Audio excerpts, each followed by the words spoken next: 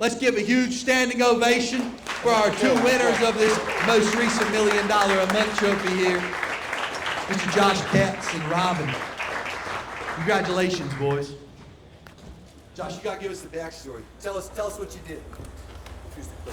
Yes, thank you. So let's see how this works. Cool. Yeah, so today we're gonna talk about how we've generated 1.6 million euros, which is close to $2 million in cash collected in only 30 days. And we did this in the Dutch market. So we're from Europe.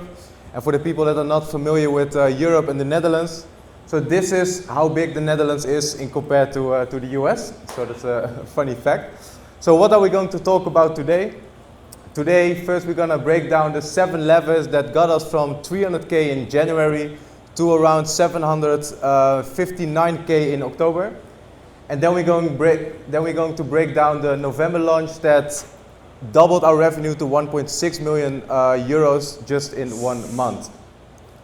So the setup that we have is really simple. We have a e-com coaching offer with the promise that that people can start selling their first profitable products online.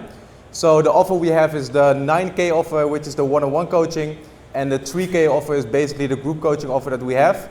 We focus on not rich people, but mostly on students, 9-to-5ers, or starting entrepreneurs that want to make their first profitable online business, with our unique angle, the AI e-commerce angle. All right.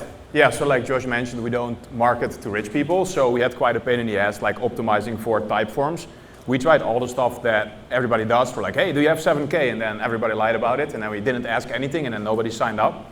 So the middle ground that we found was, we just asked them like, hey, do you have 1.5K to invest in like advertising and ads? And that helped a little bit. And then the other thing we did, we checked like their occupation. So we found out if they're like self-employed, a manager, or even people who are retired. We had to redo our course for people who didn't know how to use a laptop and a PC. So we looked at those 3 variables, age, occupation, and whether they had enough 1.5K to invest, which is still a little in comparison to what they have to invest. And that's how we kind of got the quality down, and then things took off from there. Next one.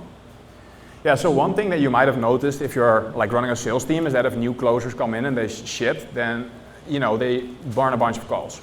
So at one point we're like booking like 600 to 800 calls a month, and then we came up with the idea to still close also disqualified people. So we started a second closing team that's just closing disqualified leads, and all the new closers, they go all in there, and we're like, hey, it's gonna suck and it's not gonna be fun, all these leads are shit, but if you can make it through 1 month or 2 months, then you'll be able to join the good leads team. So what that did for us, we're like spending like 200 to 300K per month on ads, and we were liquidating like an extra 10 to 30% of our ad spend just by closing broke leads. So that was really significant in terms of profit margin.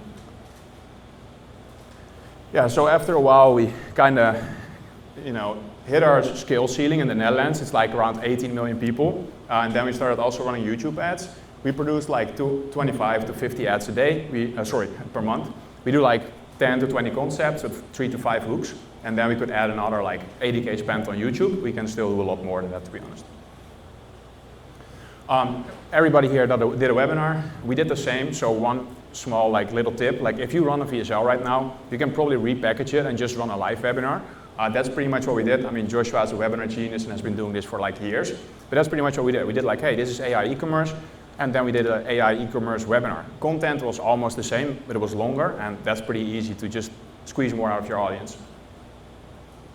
Another thing we did is, I've not seen that before, we did a giveaway funnel. To be transparent, it's mainly running to our retargeting audiences. So what we just do, like, hey, this month we're gonna give away 1 free coaching package for whatever, somebody in need or somebody that's really motivated. And it's like a huge questionnaire, and that really got us really qualified leads, and we call all these people, and we're like, hey, are you interested, yada, yada, yada. We just ask them the questions that they answered. And then we're like, nah, you can already get started right now, and if you win, we will deduct the money. So that got us like an extra 1.5 ROAS on top of the normal ROAS. This is a funny one. So at some point we're spending like 100 to 150K per month on ads. And what we just tried is like retargeting our audiences with Instagram profile funnel ads. So we just see like, hey, those visit Instagram profile ad, we sent everybody there. That was really like printing on retargeting was like 10x ROAS. And then we were like, okay, let's try that on cold as well. So now we're spending like 10 to 20K a month also on cold traffic to the Instagram profile. I mean, long story short, you DM everybody and you close everybody there. That's actually our best funnel right now. Yeah, and then of course we did the team structure. I don't know if you want to say something about that, like how we just build out the whole team, or?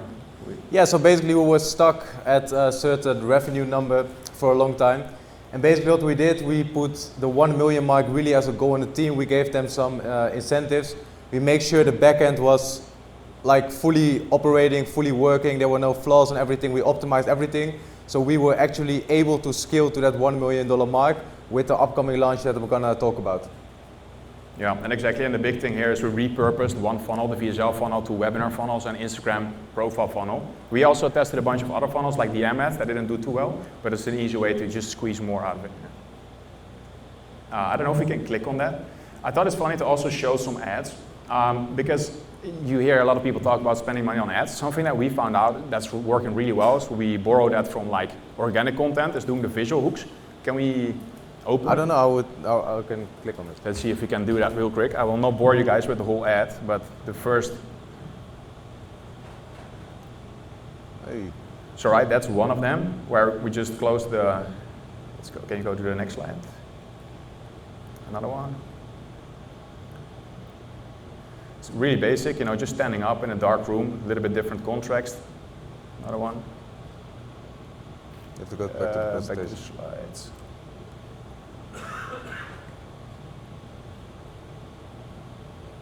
Yeah, and that's one with a prop. I don't know if you guys play Monopoly here, but this one was really crushing. As you can see, got a bunch of more than 1 million views. So let's get back to the slides and do the Black Friday launch that we did. Yeah, so let's get to the juicy part on how we cracked the 1 million month, and we went well over that. So we came up with an idea like, okay, how can we double our revenue? How can we get over the 1 million a month? And my idea was we cannot keep doing what we're doing and expect different results. So I went back to the drawing board and I came up with a really different strategy. And the idea was we need to come up with something that has the potential to go niche viral. So we had to come up with something that everyone will talk about, like what the fuck is happening, what the fuck are those guys doing. So in the Netherlands, I'm a little bit known as the selling courses guy. And I was like, okay, what if we put the narrative out there that I'm stopping selling courses, that I'm retiring, that I'm doing something completely else? Because the Netherlands is a really small country. 300K ad spend a month, you basically reach 50% of all the people that live in the Netherlands. So I was pretty well known there. So the reason why I did this is we are looking for new business partners. So the story was that I will quit selling courses. I sold everything I've ever made in the past, and really courses that we sold for like 3,000 euros, 1,000 euros, 2,000 euros, and we combined everything and made an irresistible offer and selling everything for 297 euros. So the offer was get access to our whole course library, everything that we've made in the past, just for 297, worth over 10,000 euros. So that was basically the main promise that we've made in the market, with ads of me saying I'm quitting, I'm stopped selling courses. So people were like, what the fuck are those guys doing? So this is basically the funnel we've ran. So we leveraged our email list that we had, the ads, so we advertised on Meta, on YouTube and on Google, Instagram stories of course, and we sent everyone to a very long sales page. So this is the sales page that we've built. When people click on the call to action button, there was a pop-up where we asked for the name, the email and the phone number, and then they go to the checkout. So if they didn't check out, they didn't buy the product, they will enter an email sequence where we sell the product eventually. So after the purchase, what we've did, we send them to a VSL thank you page where we basically said, okay, now you got everything that you need to know in order to succeed, in order to build your own online business and make your first sales. And then we had two different stories from one guy that did it himself and one guy that basically entered our coaching program. And 50% of all the people that bought the 297 program booked a call and we upsell them. So that's basically how the funnel looked like. Also in the course, when people didn't watch the VSL on the thank you page, basically one of the first videos in the course that they've seen is like a welcome video with me explaining like the same story and also sending them to the calendar, and that made us able to book like 50% of all the customers that booked a new call. So that's the wrong one. The next one, yeah. So this is how the marketing calendar looked like. So we planned out the whole November. So we basically did that because we wanted to do it before Black Friday. So it wasn't the Black Friday deal, but we did it in the Black Friday month. So what we did is from the 5th of November we started the ads. So basically we run ads to the sales page, and we did that for roughly 11 days. So on the 16th there was a deadline for the offer, and basically almost all, not all the sales, but the majority of the sales came in the last like 84 to 24 hours. Then we did a full week promo for the webinar. So on the webinar, what we did, we basically sold to everyone. So we sold to the people that bought the program, like the closure sale. We sold to our existing customers. So we wanted to create an offer that everyone could buy. So if people are not in the group, we sold them the group. If people are not in the one-on-one coaching, we sold them the one-on-one coaching. If they already are in the group, we sold them an extension of the group. So basically, we were able to sell everyone on that webinar. So after that webinar, we also did the last promotion, basically a Black Friday week promotion, where we market in our current community. So we market through, so basically what we did, we activated the coaches, we activated the sales rep, like everyone in the team was very active to make people extend their membership, and we had a special offer for them. So that's how we generated these results. Yeah, if you go back one slide, important thing to know is that we didn't have the capacity to like do what some of the guys here did before, like just book your free viral strategy call. So we actually told them it's a sales call. Like he mentioned before, we're like, hey, there was this one person that bought the course, did everything themselves, and then it took him like 7 months. And there was this other guy, and he was calling me every day, texting me every day, and he got the results a lot faster. Right, and we're like, hey, we sold a lot of courses because we're quitting all the course selling. So if you want to get like that one-on-one support and actually get some feedback and do this a lot faster, book a call. So the pre-frame was like they're signing up for a sales call, which made our sales process a lot more efficient than if we wouldn't have done that. Yeah, let's go. Yeah, and we also used the narrative like, okay, we're gonna support you, we're gonna coach you one-on-one, and what I'm gonna do is I'm gonna invest in the best student results to build the brand together. So basically they start with dropshipping, and if I see potential in some guys and they have a good product and a good web shop basically, we're gonna help them to transition into a real brand. I'm gonna invest my money. So basically we painted this big picture for them, so they were more likely to join the one-on-one program. Yeah, that's the next slide. So what are we gonna do in 2026?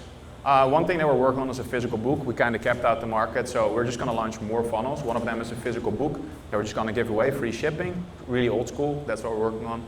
Another thing that we have already tested last year, 2025, was like using different faces. It was like we used female faces and we got like really cheap cost per lead and cost per call. So that was already working. I mean, you see the UGC creators doing it. We're like working with people that actually build a dropshipping store so we can build a whole brand around them. So that's already working. We just want to optimize it. The other thing is quiz funnels, because we see a lot of people that are not sure whether the business model is something for them. So by doing a quiz, and there's also a bunch of guys crushing it online with quiz funnels, we can kind of show them like, hey, this is the business model, best business model for you specifically in your situation, right? And then we're also opening up some new audiences. So for example, in the Netherlands, there's an issue like with some new legislations around freelancers that it's too complicated to explain, but that makes them a little bit freaked out. So we are also writing VSL specifically to that audience, the freelancers, for them to like transition from freelancing to selling online. Yeah, so basically what we did in the past is like make different ads for different audiences, but we would send them to the same VSL or the same webinar, and now we create like whole funnels based on that audience. So the ad for person A is, or the VSL for person A is different than the VSL for person B, so that's what we are testing out now. Yep, next bullet. Yeah, and then the profile funnel. We're going like all in on content creation. We have been recording a lot since we're in Miami. Right now we're paying like $1 to $3 or like euros per follower, and our return is like still at like 6 to 8x on cold traffic. So that's something that we really want to push this year and see how far we can scale that pretty much. that's it. I think that's it for today. Jeremy, do we still have a minute? Should we do a Q&A?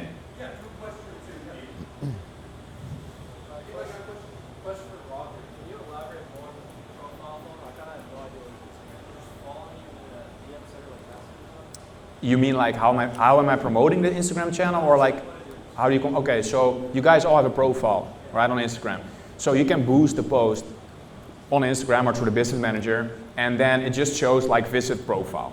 So you just optimize for people that visit your profile. Unfortunately, I mean, nowadays you can even track measure followers, so you just optimize for followers. And you check that weekly, monthly, like okay, what's my cost per follower, and then the whole funnel behind it. We track pretty much everything. We DM everybody. You can automate that, but we do it personalized because our response rates are higher. So we track the response rate, and then we track the conversation rate, and then we track like how many links we're sending out for calls booked, etc., etc. So you're just like getting more followers, DMing all of them. So your followers kind of like an email lead or a phone number lead, and you just DM them. Make sense?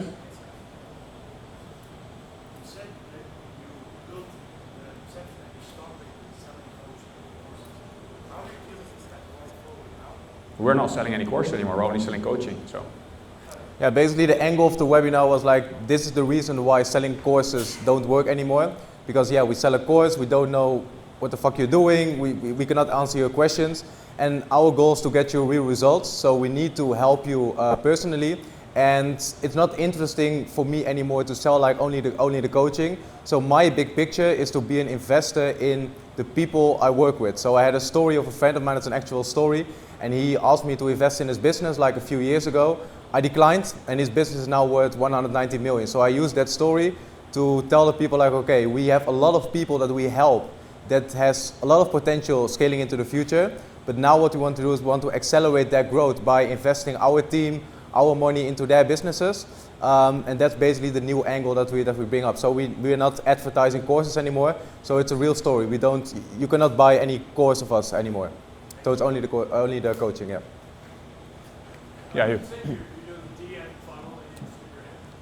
So is it that you just have a conversation and then you're like, book a call with us, or are you sending them like, watch our VSL, watch us on YouTube, or just go straight to book a call? Yeah, so we tested both, right? So the question is, what do we do to warm them up in the DMs? So we tested both. With the VSL, we just lost too many people. So now we kind of just ask them a bunch of questions and schedule them, and just like Jeremy teaches, after they book a call, they get some videos, and then we nurture them. But this is something you would have to test. I've tried it on multiple offers, it just depends. In the back? I just want to be clear, you guys say you don't do any courses, but on that photo that you guys share of the mic app, it does say that the person does get access to the course. So I just want to be clear, is that a coaching thing, or So for one last time, we sold one course. This was the last opportunity to still get access on a low price point to everything. Yeah. So what does the deliverable look like now? Yeah, now they always join some group mentoring program or a one-on-one coach. Yeah. Anybody else?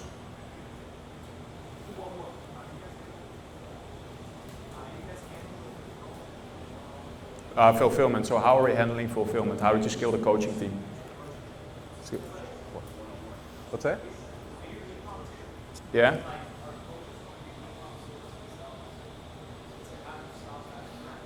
So the question is, how do we make sure our coaches don't quit because they're running profitable e-commerce themselves? I mean, that sometimes happens, but you can elaborate. Oh yeah, so we have strict rules for the coaches to be able to coach the students. So every month they have to send in the results. So we have a minimum of results they have to make each month to be able to coach.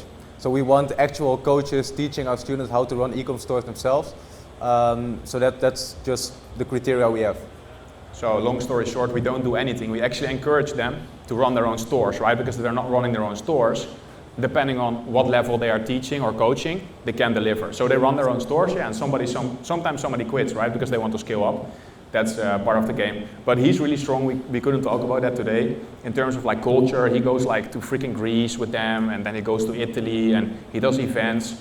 He rents a castle, and then we invite everybody there. So people just like working and coaching, so that's why they don't quit like that often. Yeah, so we invested a lot in like the culture of the coaching team. So our coaching team, the coaches like to be part of the coaching team because for them it's like a new friend group and also a mastermind group. They share a lot of value together to level up their stores as well.